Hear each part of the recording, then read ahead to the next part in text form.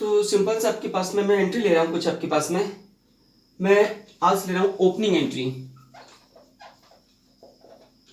Opening entry, ठीक है।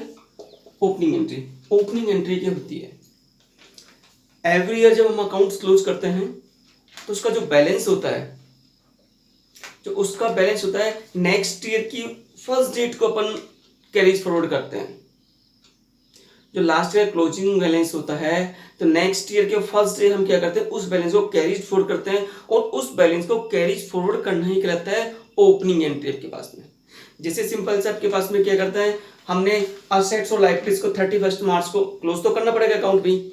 जैसे अकाउंटिंग ईयर क्लोज हुआ तो अकाउंट्स क्लोज करना पड़ेगा, तो उनका जो अकाउंटिंग का जो बैलेंस होगा, जो बैलेंस शीट होगा, उसको हम नेक्स्ट ईयर भी कंटिन्यू करना है इसके ऊपर को। तो हम क्या करते हैं, उस बैलेंस को नेक्स्ट ईयर के फर्स्ट डे कैरी फॉरवर्ड करते हैं। तो कैरी फॉरवर्ड करने में क्या होता है कि जितने भी नॉमिनल अकाउंट होते हैं वो तो ट्रांसफर हो जाते हैं ट्रेडिंग अकाउंट और प्रॉफिट एंड लॉस में। जितने भी नॉमिनल अकाउंट होते हैं आपके वजह से लॉस और एक्सपेंसेस अदर पास में, वो सारे कहाँ ट्रांसफर होते हैं, ट्रेडिंग अकाउंट में। तो सिंपल से आपके पास में नॉमिनल अकाउंट, जो नॉमिनल अकाउंट होते हैं वो कहाँ ट्रांसफर होते हैं, ट्रेडिंग अकाउंट में। ट्रेडिंग अकाउंट और प्रॉफिट एंड लॉस अकाउंट में इनका बैलेंस ट्रांसफर होता है। लेकिन जितने भी आपके पास में क्या होते हैं, रियल आपके पास में होते हैं, रियल अकाउंट होते हैं, और आपके पास में पर्सनल अकाउंट होते हैं, उनका जो बैलेंस ट्रांसफर होता है वो होता है बैलेंस शीट में, ठीक है ना। तो इनको जो क्लोज करते हैं, रियल अकाउंट और पर्सनल अकाउंट क्लोज करते हैं बैलेंस से, और इनका बैलेंस कहां ट्रांसफर करते हैं, ट्रेडिंग अकाउंट में। तो सिंपल सा करते हैं कि अपने पास में कि हम यहां पर जो लास्ट ईयर क्लोजिंग बैलेंस हो उसको हम कहां ट्रांसफर कर देते हैं आपके पास में, उसको अपन ट्रांसफर करते हैं नेक्स्ट ईयर के फर्स्ट डे के पास में। तो किस तरह से एंट्री आपके पास में आती है, इसमें ओपनिंग एंट्री में हमको बैलेंस गिवन होगा 1 अप्रैल को। इसकी डेट भी क्या होगी, ओपनिंग एंट्री की हमेशा डेट कब होगी, first day of the accounting year, first day of the accounting year recorded opening entry. Opening entry, balance of last year carries forward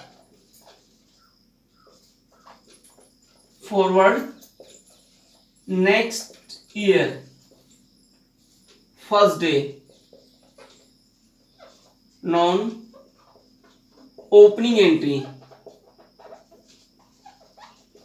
ठीक है। अब क्या होता है आपके पास में, सिंपल से आपके पास में हमारे पास में क्या होता है, assets equal to capital plus liabilities, assets equal to capital plus liabilities आपके पास में। और कैपिटल कैसे निकलती है, capital equal to assets minus liabilities, ये ऑलरेडी कर चुके हैं अपन। लायबिलिटीज निकालनी हो तो liabilities equal to assets minus capital, ठीक है ना। कई जगह पर कैपिटल नहीं दे रखी हो तो हम ऐसे निकाल देंगे, ठीक है ना। लायबिलिटीज दे रखी हो तो इस तरह से निकाल देंगे। अब ओपनिंग एंट्री आती किस तरह से आपके पास में, देखो आपके पास में ये हो गया तक। देखो क्वेश्चन में ओपनिंग एंट्री किस तरह से आपको देता है, जैसे आपके पास में हमको दे दिया, क्वेश्चन में दे रखा है आपके पास में, यहां दे रखा है कैश इन हैंड, ये दे रखा है आपके पास में 1 अप्रैल को कैश इन हैंड दे रखा है 6000, बैंक दे रखा है 25,000, नेक्स्ट रखा है स्टॉक ऑफ गुड्स ₹9,000, मशीन दे रखी है आपके पास में 45,000, फर्नीचर की बना आपको 18,000, डेटर्स अब्दुल, डेटर्स है अब्दुल डेटर्स है और इसका अमाउंट रखा है 20,500। नीरज ऑल्सो डेटर, इसका अमाउंट है 26,000। लोन हमारी क्या होती है, लाइबिलिटीज होती है। लोन ₹50,000। अमित, और ये क्रेडिटर है, अमाउंट है 6,700।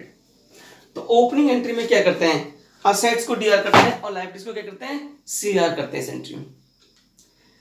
तो जितनी भी इसकी एंट्री मिल क्या होती है, assets account DR, to liabilities और टू कैपिटल, ये एंट्री आपके पास में होती है। तो इस एंट्री को रिकॉर्ड कैसे करें अपन, सारी एसेट्स को डीआर करते हैं और लायबिलिटीज को क्या करते हैं, सीआर। क्वेश्चन में कैपिटल गिवन नहीं है, तो असेट्स और लायबिलिटी जो डिफरेंस निकलेगा वो हमारा क्या निकलेगा, कैपिटल। अब देखो इस एंट्री को रिकॉर्ड करते हैं अपन। हमें देखा है कैश, तो ये डेट आपके पास, डेट का कॉलम है, डीआर और सीआर आपके पास में। इस तरह से आपके पास में क्वेश्चन में गिवन है आपके पास में। तो पहले लेते हैं cash, cash account D R, cash in hand account DR. Assets है 6,000 डीआर करेंगे। बैंक भी क्या होती है, असेट, जितनी भी असेट्स है उनको डीआर करना है और लायबिलिटीज को क्या करना है, सीआर 25,000। स्टॉक असेट्स है, stock of goods 9,000। Machine assets है, डीआर करोगे आप, मशीन अकाउंट डीआर, अमाउंट कितना, 45,000। Furniture account DR, furniture amount कितना है, 18,000। अब्दुल डेटर्स है, असेट्स है, तो अब्दुल को डीआर करोगे आप, अब्दुल अकाउंट डीआर, ये है 20,500। नेक्स्ट देखा है नीरज, डेटर्स है, डीआर होगा, असेट्स है, नीरज अकाउंट डीआर, और नीचे का अमाउंट 26,000। ओके, नेक्स्ट देखा है लोन, लोन हमारी कहती है liabilities, to loans account, CR होगा कितने से, 50,000 से। और टू अमित अकाउंट, क्रेडिटर है, लायबिलिटीज है, अमित अकाउंट, अमाउंट कितना है, 6,700। Narration being opening entry made, ये नरेशन आपके पास में। अब देखो असेट्स का टोटल ज्यादा है और लायबिलिटीज का कम है, ठीक है ना, असेट्स का टोटल ज्यादा है और लायबिलिटीज कम है। Whenever we need the total of debit and credit must be equal, दोनों साइड का टोटल हमारे पास में क्या होना चाहिए, इक्वल आपके पास में, दोनों साइड का टोटल आपके पास होना चाहिए। जब भी टोटल इक्वल नहीं है तो असेट्स का टोटल ज्यादा है और ये दोनों लायबिलिटीज में, असेट्स में से लायबिलिटीज माइनस कर दें तो डिफरेंस क्या निकलेगा, कैपिटल। तो यहां निकाल देंगे टू कैपिटल अकाउंट और इसके सामने लिखते हैं बैलेंसिंग फिगर। बैलेंसिंग फिगर का मतलब से डिफरेंस, हमने इसका डिफरेंस निकाला है, वो डिफरेंस यहां लिख देंगे और डिफरेंस आपके पास होता है 93,400 आपके पास में, ठीक है ना, 93,400 आपके पास में, मीन 90, ये कितना आपके पास में 25,600, इसका था आपके पास में डेटर्स था, डेटर्स रेकर्ड बैंक 25,600, बैंक दे रखा है 25,600, तो हम यहां भी कर दें 25,600। तो इसका टोटल आपके पास में ये डिफरेंस निकला आपके पास में। हमने क्या करा, असेट्स का टोटल ये था आपके पास यहां तक का, इसका टोटल क्या, इस टोटल में से ये वाला टोटल माइनस कर दिया तो ये डिफरेंस निकला, तो दोनों साइड का टोटल क्या होगा, इक्वल हो गया आपके पास में, ठीक है ना। तो सिंपल सा असेट्स ज्यादा हो और लायबिलिटीज कम हो तो डिफरेंस क्या निकलता है, कैपिटल निकलता है आपके पास में। ये आपके पास में ओपनिंग एंट्री है, ठीक है। तो सिंपल सा हमें ये करना है कि आपके पास में असेट्स को डीआर करना है और लायबिलिटीज को हमें क्या करना है, क्रेडिट करना है आपके पास में, और इन दोनों का टोटल हमेशा क्या होना चाहिए, इक्वल आपके पास होना चाहिए। तो ये कहलाती है ओपनिंग एंट्री आपके पास में। आगे देखो आपके पास में, अब इस क्वेश्चन में क्या है, सिंपल सा कैश दे रखा है, एक तारीख को एंट्री आपके पास में, फर्स्ट को बैलेंस गिवन इसका मींस है ना, ये सब क्या बैलेंस होता है कैश का। बैंक कैश दे रखा है 80,000, बैंक दे रखा है 20,000, मशीन दे रखा है 1 लाख। ओके, रवि डेटर्स है, रवि डेटर्स है 50,000, स्टॉक है 50,000, अजय क्रेडिटर्स है 1,50,000 का। ओके, और ये देखिए कैपिटल। अब एंट्री को करते हैं, असेट्स को डीआर करना है और लायबिलिटीज को क्या करना है, सीआर करना है आपके पास में। असेट्स कौन कौन सी है, सिंपल सा cash account D R,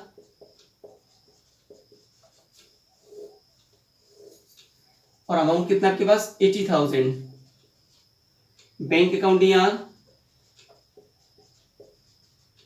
20,000, machine account DR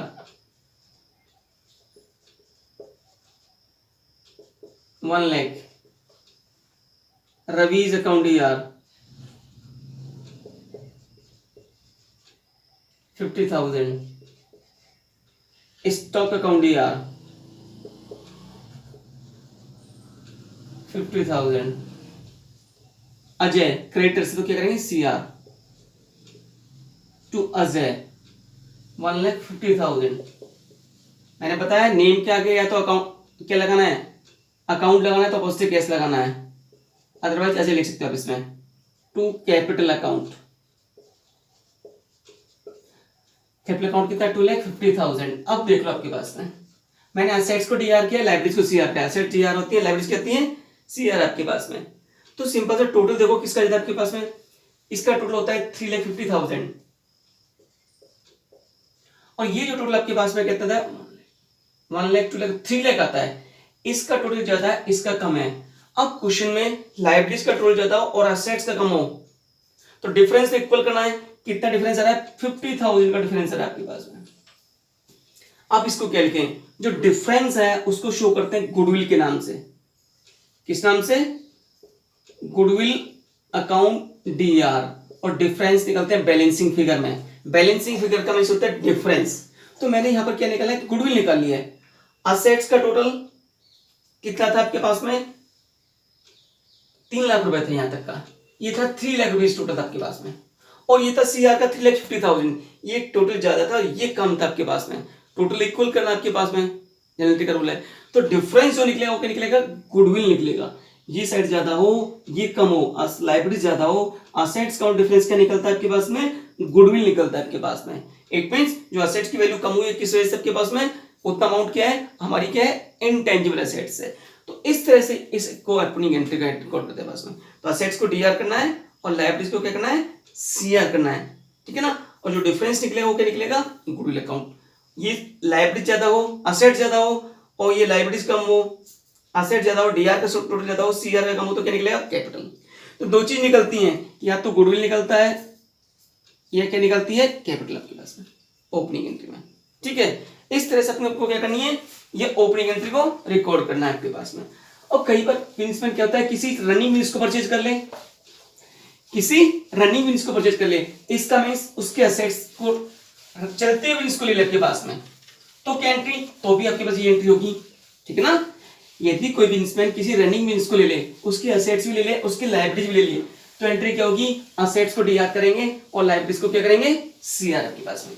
तो ओपनिंग एंट्री के पास क्या निकल के आती है, ओपनिंग एंट्री दोबारा देख लो, असेट्स को डीआर करना है आपके पास में, assets account D R, goodwill account DR, ये डिफरेंस में निकल सकता है, वैसे निकलेगा टू लायबिलिटीज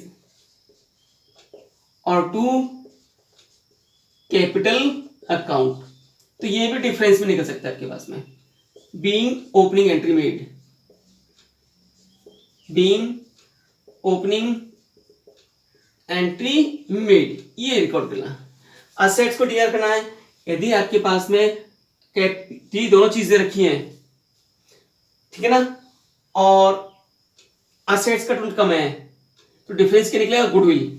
और ये आपको दे रखा है, हो सर आपको गुडविल नहीं दे रखा हो, असेट्स दे रखी है, तो इसका डिफरेंस है कैपिटल। और कई बार दोनों साइड का टोटल इक्वल हो ना, तो जबरदस्ती नहीं है कि अपन को कैपिटल निकालनी है लायबिलिटीज निकालना है, किसी क्वेश्चन में दोनों साइड का टोटल इक्वल है तो निकालने की जरूरत नहीं है आपके पास में। ओके, आगे लेते हैं आपके पास में, नेक्स्ट एंट्री लेते हैं अपन इसमें।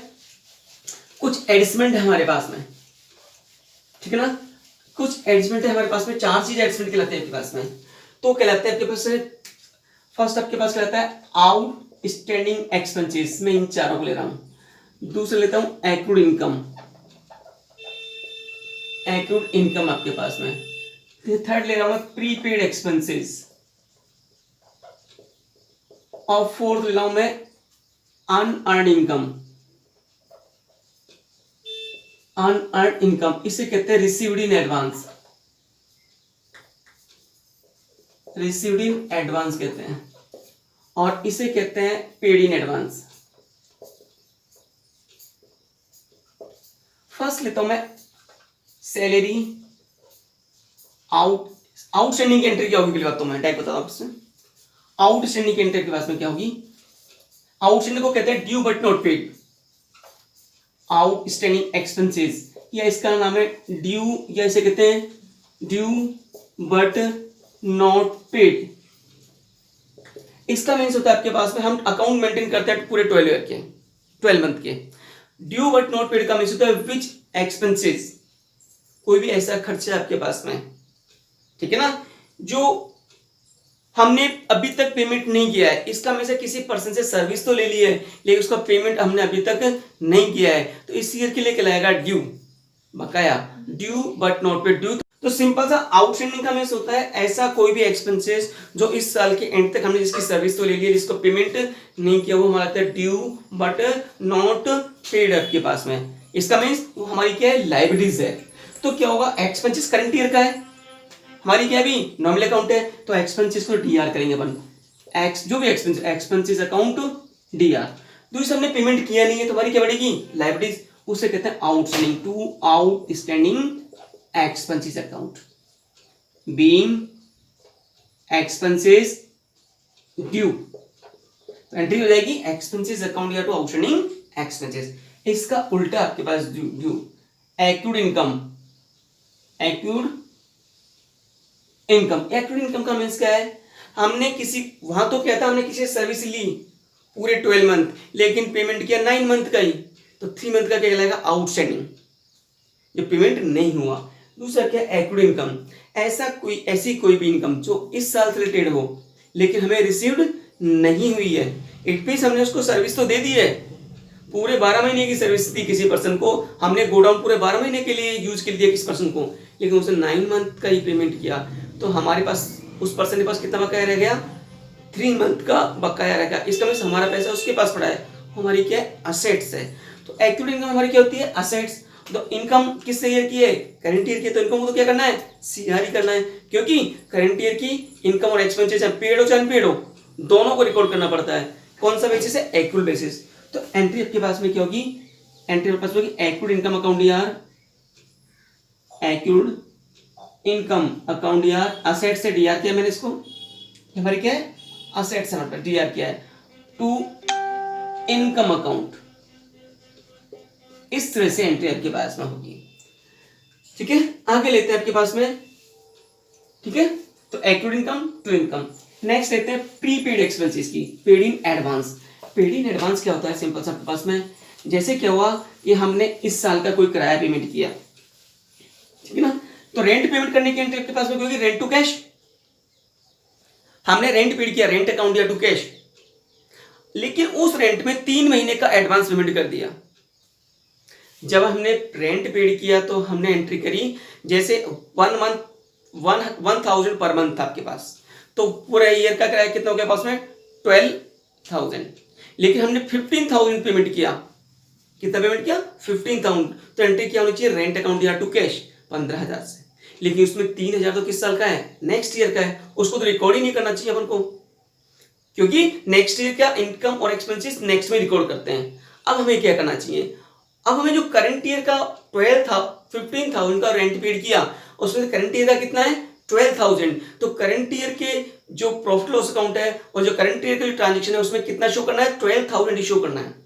बाकी 3,000 का जो प्रीपेड है उसके लिए अलग से एंट्री करनी है, क्यों, वो किस में जाएगा, नेक्स्ट ईयर में। तो इसकी एंट्री क्या होती है प्रीपेड की, first third number pre paid expenses या पेड इन एडवांस।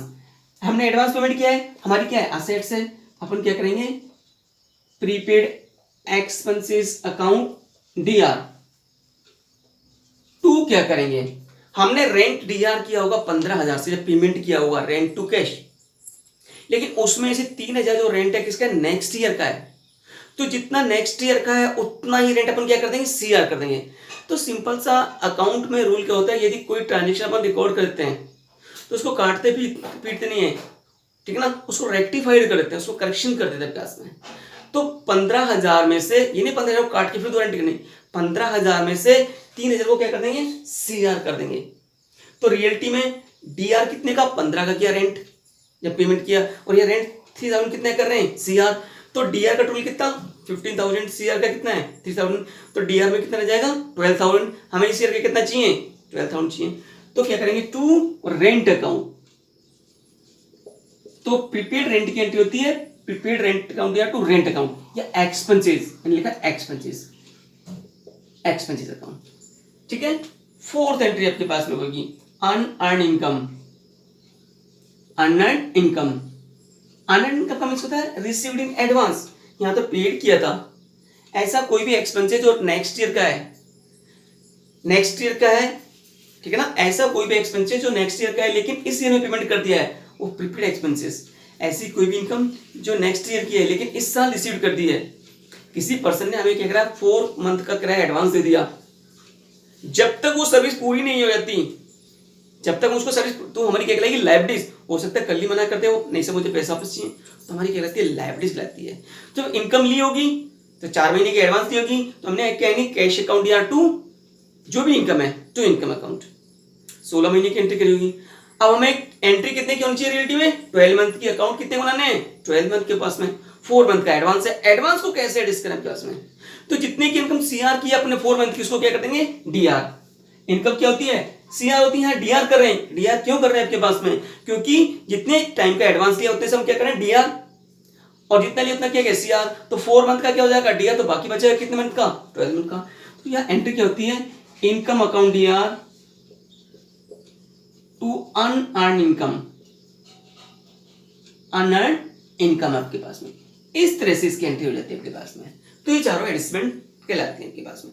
तो एक्सपेंस आउटस्टैंडिंग एक्सपेंस की एंट्री क्या होती है एक्सपेंसेस अकाउंट या to outstanding expenses, accrued income की accrued income to income, prepaid expenses की entry prepaid expenses to expenses, और अनअर्न्ड इनकम की एंट्री है इनकम अकाउंट या टू अनअर्न्ड इनकम पास में। आगे देखो आपके पास में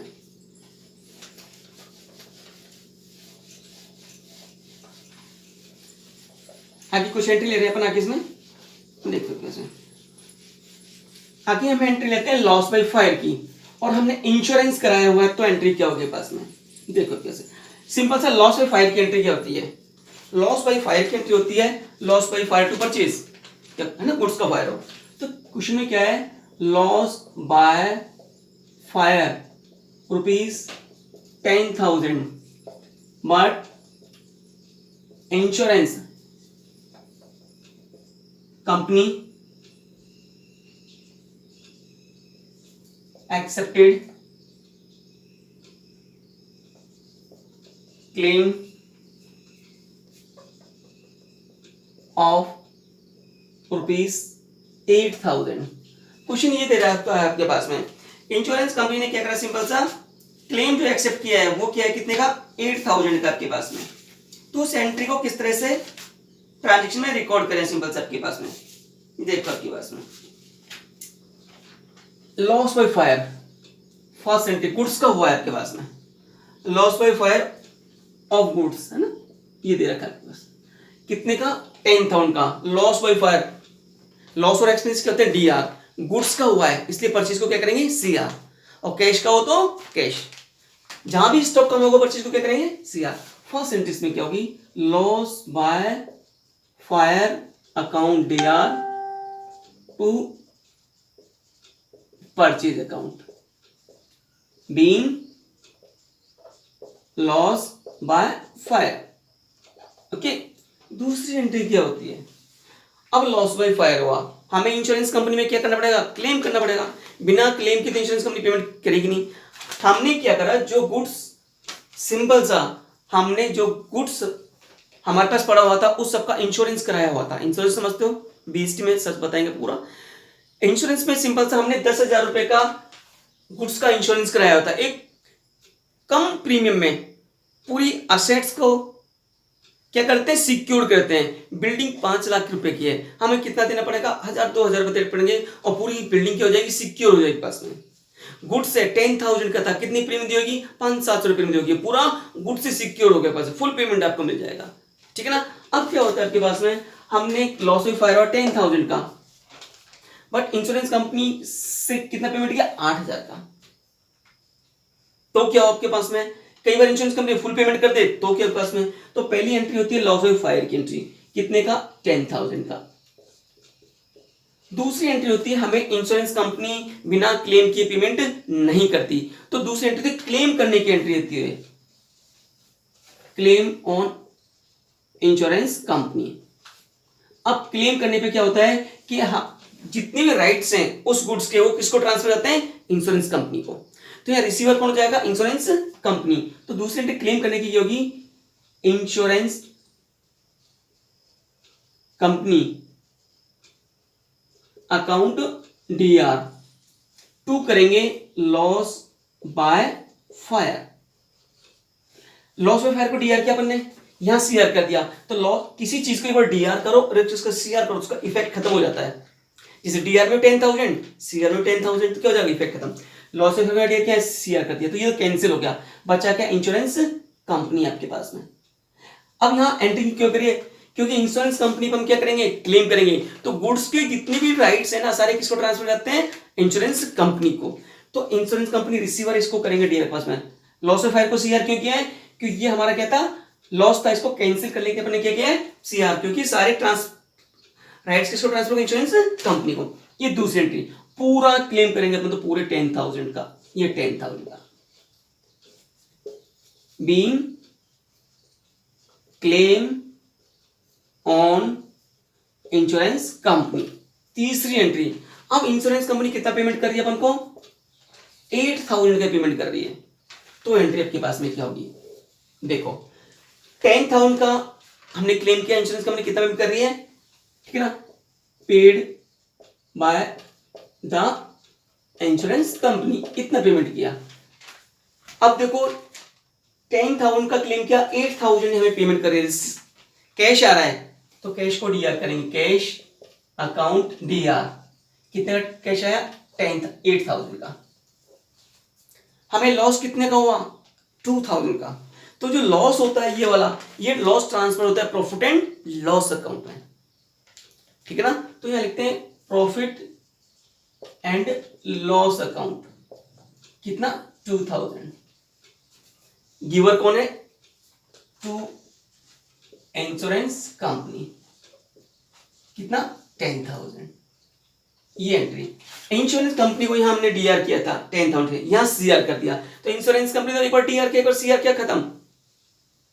अब रिसीवर कैश कम्स DR, ये क्या है, लॉस है हमारे लिए, इसको क्या करेंगे, DR करेंगे, ठीक है ना। तो एंट्री क्या बनेगी, कैश अकाउंट DR, लॉस को DR करेंगे और इंश्योरेंस कंपनी को क्या करेंगे, CR, क्योंकि ये गिवर है।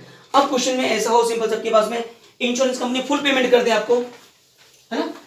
अगर ऐसा आपके पास में इंश्योरेंस कंपनी पूरा 8 के प्लेस पे कितना पेमेंट करते, 10,000 पेमेंट कर दे, तो हमें कोई लॉस होगा ही नहीं, तो वहां एंट्री क्या होगी, if full payment made by insurance company, तो एंट्री क्या होगी, कैश, लॉस तो होगा ही नहीं, cash account DR to insurance company, कितने का, 10,000 का और 10,000 का, ये आपके पास एंट्री होगी।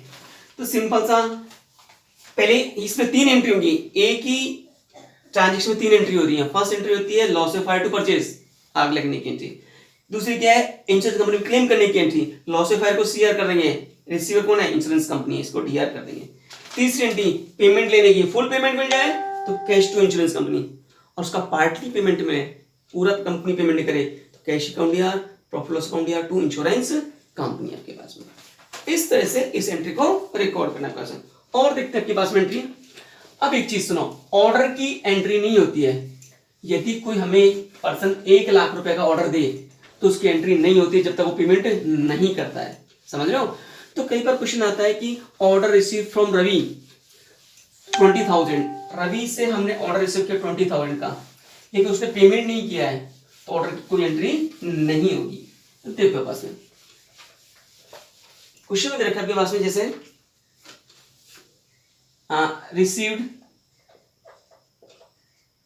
N order of rupees 1 lakh from Ram and he paid in advance ₹60,000। तो ऑर्डर की तो कोई एंट्री नहीं होगी, सिंपल से आपके पास में, लेकिन जो एडवांस दिया है उसकी एंट्री करेंगे अपन। एडवांस कितना दिया 60,000, कम्स क्या हो रहा है कैश, तो कैश को तो डीआर करोगे, रियल अकाउंट है। एडवांस लिया हमारी क्या लायबिलिटीज है, to advance from Ram account, तो कितना हो जाएगा 60,000 से एंट्री हो गई आपके पास में।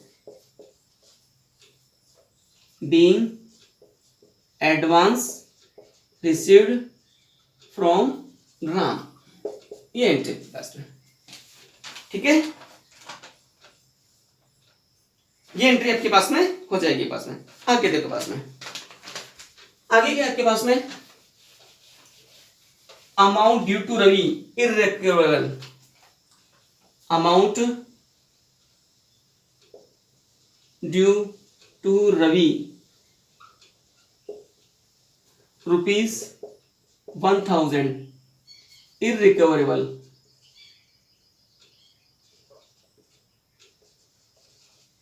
इररिकवरेबल 1,000 रुपए ड्यू था किसके ऊपर, रवि के ऊपर, लेकिन इररिकवरेबल वो पेमेंट नहीं हो सकता, वो रिसीव नहीं हो सकता, तो पैसा कहलाता है बैड डेट्स।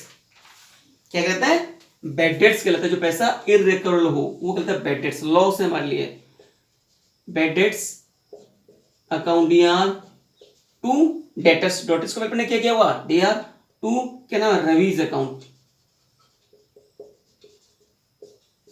ठीक है। नेक्स्ट लिखोगे बीइंग अमाउंट नॉट रिकवरेबल। आगे देखो आपके पास में डूबा हुआ पैसा वापस मिल जाए, ठीक है ना। देखो ₹2,000 bad debts last year but now recovered. जो डूबा हुआ पैसा तो वापस मिल गया, तो बैड डेट्स रिकवर वाली क्या कहलाएगी, इनकम कहलाएगी। कहलाएगी जो डूबा हुआ पैसा, जब पैसा डूब के तो डीआर किया, जो पैसा वापस मिल गया तो सीआर करना चाहिए, लेकिन नाम बदल जाएगा, बैड डेट्स रिकवर क्या आ रहा है, कैश आ रहा है, और हमारी क्या आ रही है इनकम। तो एंट्री कर जाएंगे कैश बढ़ेगा आपका, cash account D R, bad debts income होने वाली है, तो इसके लिए वर्ड क्या हो जाएगा बैड डेट्स रिकवर अकाउंट। तो एंट्री करो to bad debts recovered account आपके पास में। ये एंट्री आपको इस तरह से करनी है आपके पास में। और तो कोई एंट्री आपके पास में, ठीक है ना, ये एंट्री आपके पास में थी आपके पास में। आगे देखो आपके पास में अब कुछ एंट्री रहती है बैंक की आपके पास में, जहां कहीं भी बैंक से पेमेंट करो, आप किसी को भी पेमेंट करो चेक से, ठीक है ना, तो कैश के प्लेस पे क्या वर्ड यूज करोगे आप, बैंक आपके पास में। तो बताते हो पास में कुछ एंट्री बैंक की है जहां चेक से पेमेंट कराए के पास में, तो सिंपल सा आपके पास में वहां वर्ड यूज क्या करना आपके पास में, बैंक वर्ड यूज करना आपके पास में, ठीक है ना। व्हेन पेड बाय चेक, जब कभी चेक से पेमेंट करोगे आप तो वहां कौन सा वर्ड यूज करना है, बैंक को पेमेंट कर जाएगा बैंक से। जैसे number 1 salary paid by cheque, यदि सिंपल सैलरी पेड करने सैलरी एक्सपेंसेस होता है, ठीक है ना, नॉमिनल अकाउंट है, सैलरी को डीआर करेंगे और कैश को क्या करेंगे, सीआर करेंगे। लेकिन चेक से पेमेंट करेंगे तो पैसा कहां से जाएगा, बैंक से जाएगा। तो आप एंट्री क्या लगोगे आप यहाँ पर, salary account DR nominal account, to देने वाला कौन है पर, बैंक है, टू बैंक अकाउंट। ठीक है।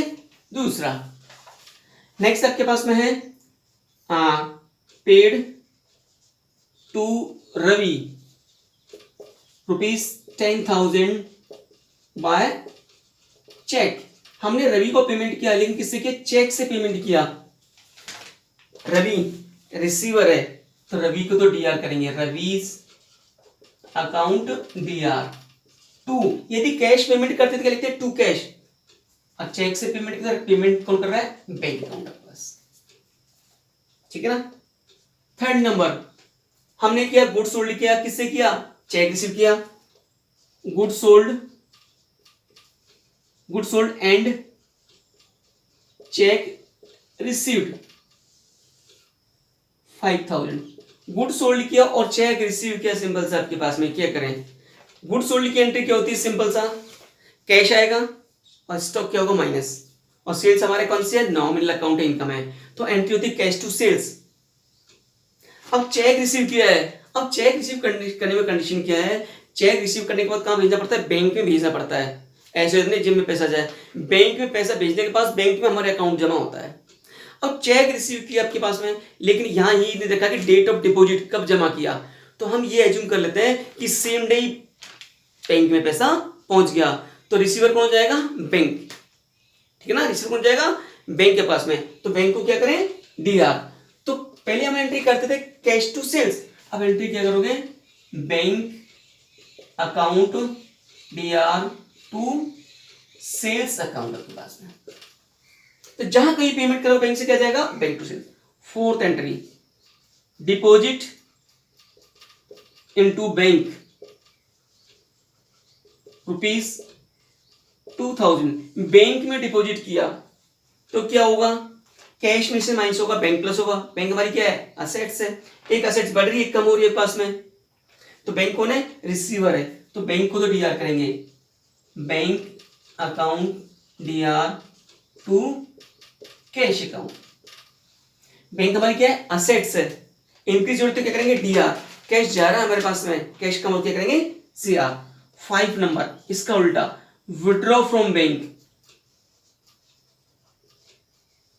विड्रॉ फ्रॉम बैंक ₹1,000, बैंक से विड्रॉ किया, कैश तो प्लस होगा, बैंक माइनस हो जाएगा, एक असेट बढ़ रही है, कम हो रही है, कौन सी असेट बढ़ रही है, कैश, तो एंट्री क्या करेंगे, cash account DR to bank account.